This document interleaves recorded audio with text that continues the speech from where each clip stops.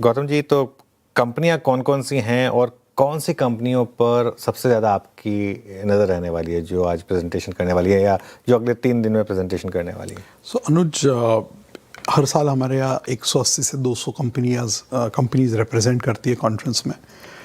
लेकिन हमारे कॉन्फ्रेंस का जो सबसे यूनिक फीचर होता है वो होता है सीईओ ट्रैक, जहाँ पे 2 दिन सुबह से लेकर शाम तक एक के बाद एक अलग अलग सेक्टर की कंपनियाँ आके उनके सीईओज प्रेजेंट करते हैं ऑडियंस को। तो इस बार भी हमारे यहाँ 15 सीईओ ट्रैक्स है। और जैसा कि इंडिया का मार्केट है, बहुत डाइवर्स मार्केट है, हमारा सीईओ ट्रैक भी उसी डाइवर्सिटी को रिप्रेजेंट कर रहा है।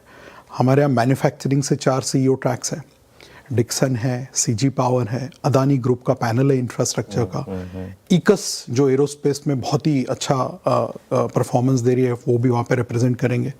कंजम्पशन में हमारे यहाँ 2 ट्रैक्स है, Tata consumer and Balaji wafers के प्रोमोटर रहेंगे जो कि अभी अनलिस्टेड है। फिर आप आइए हेल्थ केयर पे हमारे यहाँ पे पैनल है। फाइनेंशियल्स पे 3 बड़े दिग्गज कंपनियां रहेगी, पेटीएम, HDFC AMC और श्रीराम फाइनेंस। तो सारे सेक्टर्स को हमने रिप्रेजेंट करने की कोशिश की। एंड ऑफ कोर्स टेक्नोलॉजी भी है, कोफोर्ज है और साथ में सर्वम AI के जो को फाउंडर रहे हैं वो वहाँ पे प्रेजेंट करेंगे। तो लगभग सारी थीम्स वहाँ पे रिप्रेजेंट होगी। भी जानना चाहता था क्योंकि सर्वम AI आ रही है, कोफोर्ज आ रहा है, Coforge stand out IT performer रहा है। HCL टेक ने भी सर्वम में इन्वेस्टमेंट के बाद मार्केट ने काफ़ी रिवॉर्ड किया है उसको। IT में अब क्या थोड़ा सा नज़रिया बदल रहा है आपके हिसाब से? क्या अब इन्वेस्टर थोड़ा पॉजिटिव व्यू ले रहे हैं? नहीं, मुझे लगता है अभी भी IT में थोड़ा सा आपने लॉस से बाउंस देखा है, लेकिन मुझे लगता है अभी भी लोग काफ़ी कंसर्न्ड है मीडियम टर्म ग्रोथ को लेके। जो AI का डिफ्लेशन है जिसकी वजह से टॉप लाइन में इम्पैक्ट हो रहा है, और सबसे बड़ा सिग्नल है कि हेड काउंट एडिशन नहीं हो रहा है IT में।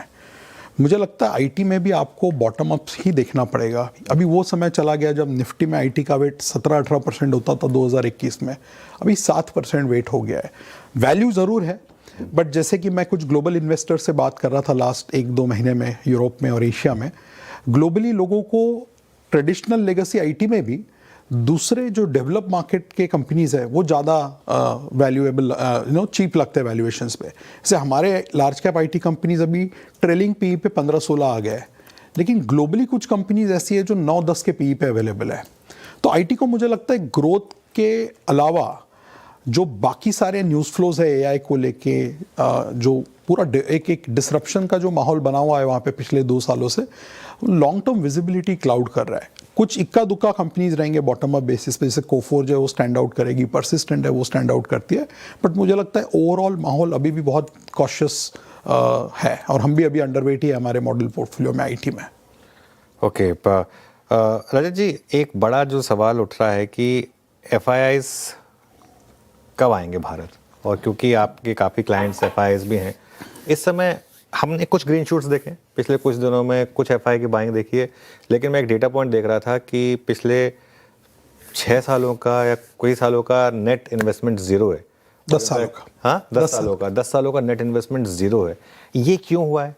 क्या हम इसको सिर्फ इस चीज़ पे एट्रीब्यूट कर सकते हैं कि बाकी मार्केट्स में अच्छे रिटर्न्स बन रहे हैं इस वजह से, या हमारे यहाँ कुछ फंडामेंटल प्रॉब्लम है?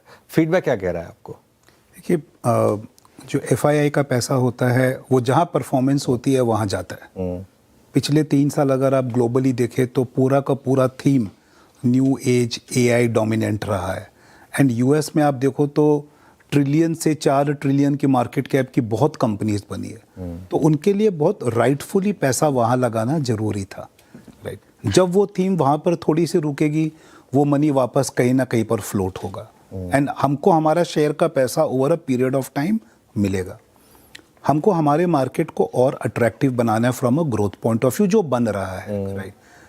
अगर आप ग्रीन शूट्स बात करें तो एक्चुअली हम जो रोज 3, 5, 7 हज़ार करोड़ की सेलिंग देखने की आदत हो गई थी, एटलीस्ट वो अभी राइट नो ज़ीरो हो गया। बिल्कुल, हाँ। पिछले काफी हफ्तों से आप देख रहे हैं कि वो जो सेलिंग नंबर है 1-1.5 महीने से थोड़ी नेट बाइंग ही है। हाँ, मतलब नेट बाइंग एटलीस्ट वो सेलिंग नहीं है, वो प्रेशर नहीं है, राइट। अभी वो सेलिंग प्रेशर FI से हट करके आप बोल सकते हो प्राइमरी मार्केट का आ गया, तो यू आर सीइंग सप्लाई हर दिन कोई ना कोई तरीके से आ रही है।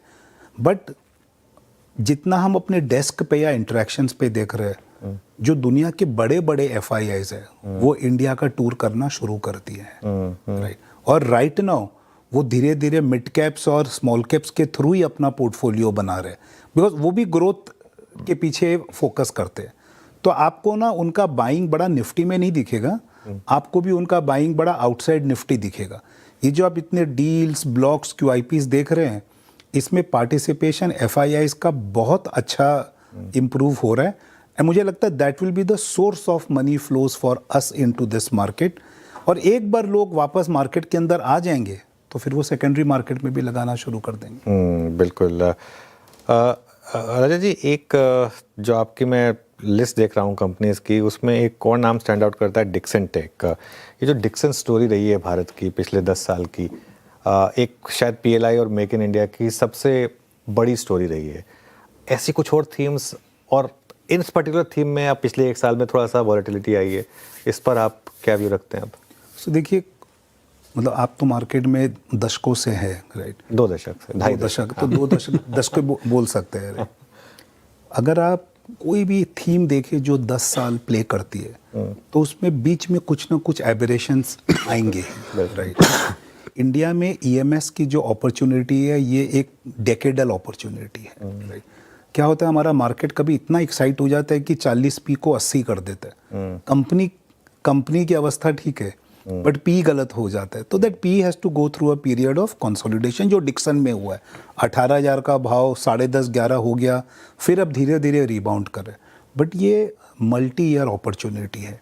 आप एरोस्पेस देख रहे हैं, आप टेक्सटाइल देखिए, अभी हमने टेक्सटाइल की एक बड़ी रिपोर्ट निकाली है, ऑटो एंक्स देखिए।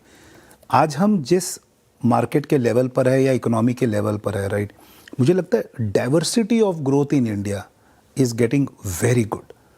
आपके पास इन्वेस्टेबल ऑप्शंस अब केवल traditional private banks, FMCG, IT, commodities नहीं है। आज हम पहले हम बोलते थे कि हम 12 सेक्टर कवर करते हैं, आज हम 22 सेक्टर कवर करते हैं, एंड आने वाले टाइम में शायद ये और बढ़ेगा।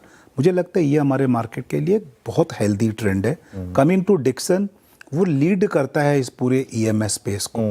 उन्होंने अपनी कैपेबिलिटीज कंटिन्यूअसली इंप्रूव की है, बिल्कुल। और जिस हिसाब से गवर्नमेंट की पॉलिसी आएगी, बाहर की अपॉर्चुनिटी आएगी, वो खड़े हैं उस अपॉर्चुनिटी को ग्रैब करने के लिए। एंड इसीलिए मार्केट आज भी उनको बहुत रिस्पेक्टफुली वैल्यू कर रहा है। जैसे अर्निंग्स ग्रोथ आएगा, आप स्टॉक रिटर्न भी देखेंगे। बिल्कुल। अच्छा, पेटीएम की बात की आपने, clear cut stand out performer रहा है पेटीएम। और सिर्फ पेटीएम ही नहीं, अगर आप देखें न्यू एज के काफ़ी स्टॉक्स, इटर्नल ने काफ़ी शानदार मूव्स दिखाए हैं। ऑफ लेट इन कंपनी ने नंबर्स पे डिलीवर करने शुरू करे हैं ना। पेटीएम खुद पिछले 2 क्वार्टर से अच्छे नंबर डिलीवर कर रही है।